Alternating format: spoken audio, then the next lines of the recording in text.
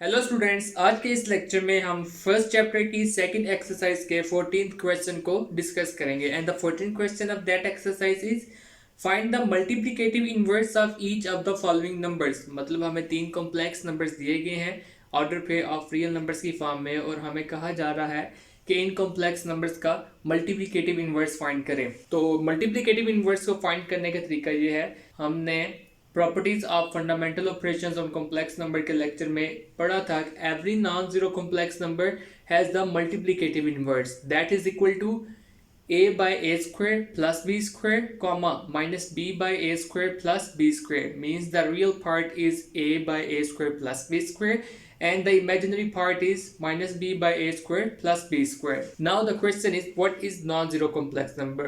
हर उस complex number को हम non-zero complex number कहेंगे जिसके real and imaginary parts zero नहीं होंगे, तो उस कॉम्प्लेक्स नंबर को हम कहते हैं नॉन जीरो कॉम्प्लेक्स नंबर। तो सबसे पहला जो क्वेश्चन हम डिस्कस करेंगे वो है सेकंड पोर्शन ऑफ 14 क्वेश्चन और उसमें हमें कॉम्प्लेक्स नंबर दिया गया है order pair of real numbers की फॉर्म में √2 minus √5।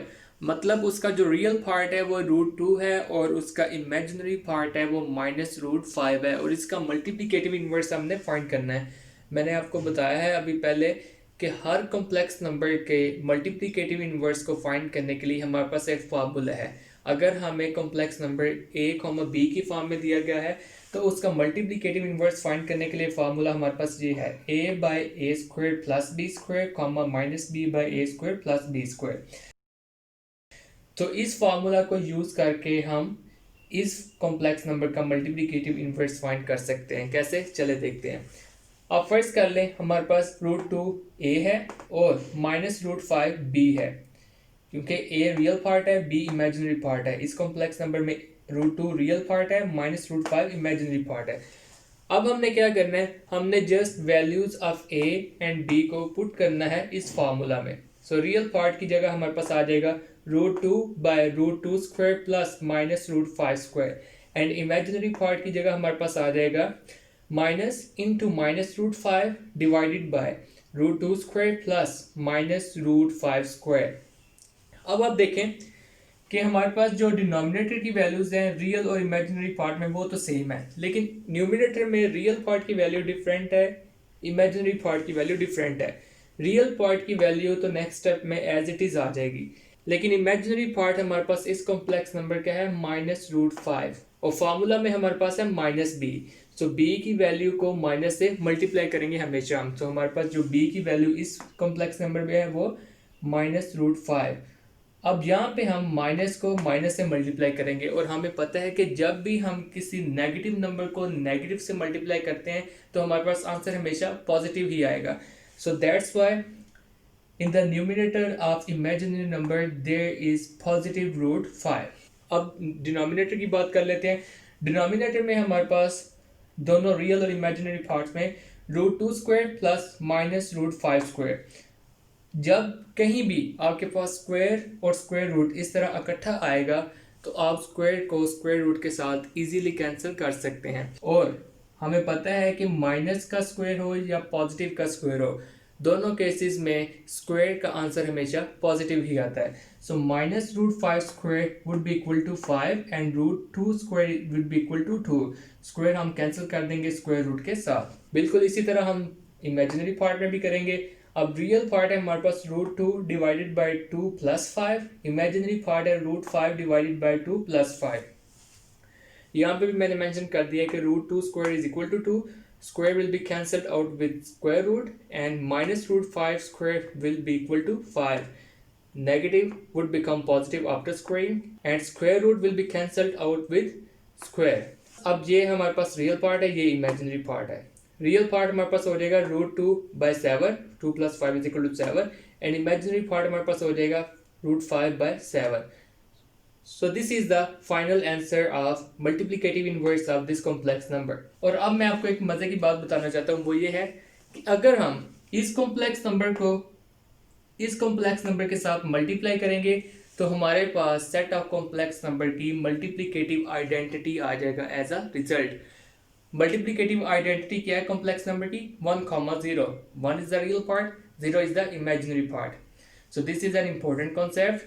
Whenever you multiply any complex number with its multiplicative inverse, then you will always get the multiplicative identity of set of complex numbers that is equal to 1 comma 0. Okay guys, this is the second portion of 14th question of second exercise of first chapter. Now the third portion of 14th question is 1 comma 0, मतलब इसमें हमारे पास real part 1 है, imaginary part 0 है. तो इसमें भी हम again वही फार्मूला यूज करेंगे जो हमारे पास फार्मूला है जिससे हम किसी भी कॉम्प्लेक्स नंबर का मल्टीप्लिकेटिव इन्वर्स फाइंड कर सकते हैं, और वो फार्मूला है a by a squared plus b squared comma minus b by a squared plus b squared. A is the real part, b is the imaginary part. Real part हमारे पास 1 है, सो हम कह सकते हैं a is equal to 1. Imaginary part हमारे पास 0 है, सो हम कह सकते हैं b इज इक्वल टू 0. अब हमें क्या करना है, हमें जस्ट a और b की वैल्यूज को फार्मूला ऑफ मल्टीप्लिकेटिव इनवर्स में पुट करना है. So after putting these values a is equal to 1 and b is equal to 0 in this formula, we will have 1 by 1 square plus 0 square comma minus 0 by 1 square plus 0 square. This is the real part, this is the imaginary part. अब सबसे पहले तो हम imaginary part की बात करते हैं. अब आप देखें ये number 1 square plus 0 square divide हो रहा है 0 से, तो ये तो 0 आ जाएगा क्योंकि 0 divided by any number would always equal to 0. ये एक इंतहाई इंपॉर्टेंट कॉन्सेप्ट है, आप इसे याद रखिएगा. तो इमेजिनरी पार्ट तो हमारे पास 0 आ गया, तो रियल पार्ट हमारे पास क्या होगा, 1 का स्क्वायर लेंगे 1 आ जाएगा, 0 का स्क्वायर लेंगे 0 आ जाएगा. सो 1 प्लस 0 इज इक्वल टू 1. तो इमेजिनरी पार्ट हमारे पास हो जाएगा 1 बाय 1. और हम जानते हैं कि अगर हम किसी भी नंबर को 1 से डिवाइड करेंगे तो हमारे पास आंसर हमेशा सेम नंबर आएगा. तो यहाँ पे हम 1 को 1 से ही डिवाइड कर रहे हैं, तो 1 divided by 1 is equal to 1. ये हमारे पास फाइनल आंसर है मल्टीप्लिकेटिव इनवर्स ऑफ 1 comma 0 का. This means multiplicative inverse of this complex number 1 comma 0 is the same complex number 1 comma 0. और मैं आपको पहले भी बता चुका हूँ कि अगर आप इस कॉम्प्लेक्स नंबर को इस कॉम्प्लेक्स नंबर के साथ मल्टीप्लाई करेंगे तो आपके पास सेट ऑफ कॉम्प्लेक्स नंबर की मल्टीप्लिकेटिव आइडेंटिटी आ जाएगी. एक और इम्पोर्टेंट कॉन्सेप्ट जो मैं आपको बताना चाहता हूँ, जो पहले मैंने आपको बताया कि 0 divided by any number would always equal to 0. मतलब अगर 0 न्यूमिनेटर में हुआ और डिनोमिनेटर में कोई भी और नंबर हुआ तो उसका आंसर तो 0 आ जाएगा. But another important concept is any number divided by 0 is equal to undefined value.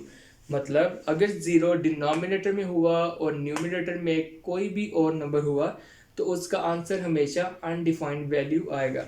तो ये कुछ इंपॉर्टेंट कॉन्सेप्ट थे जो आपको याद रखना चाहिए, और यही तरीका है किसी भी कॉम्प्लेक्स नंबर का मल्टीप्लिकेटिव इनवर्स फाइंड करने का.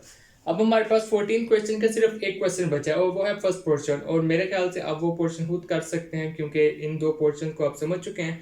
तो अब आप वो खुद करने की कोशिश कीजिएगा. अगर फिर भी वो आपसे ना हुआ तो आप कमेंट सेक्शन में लिख के बता दीजिएगा, वो भी हम डिस्कस कर लेंगे.